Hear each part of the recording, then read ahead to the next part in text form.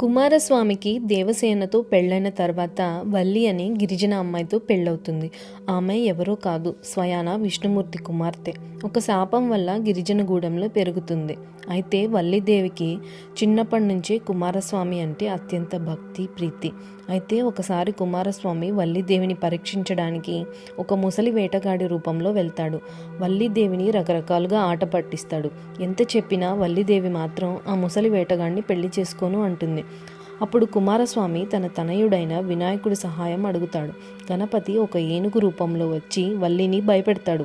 భయంతో వల్లి పరుగున వెళ్ళి ఆ ముసలివాడిని కౌగిలించుకొని నన్ను రక్షించు అని వేడుకుంటుంది. నన్ను పెళ్లి చేసుకుంటేనే కాపాడుతాను అని ముసలివాడు షరతు పెడతాడు. వేరే దారి లేక వల్లి సరే అంటుంది. వెంటనే కుమారస్వామి తన అసలు రూపంలో ప్రత్యక్షమవుతాడు. అలా గణపతి చేసిన మాయ వల్ల మురుగన్ వల్లిల కళ్యాణం జరుగుతుంది. అందుకే మురుగన్ ఆలయాల్లో వల్లీదేవికి అంత ప్రాముఖ్యత ఉంటుంది.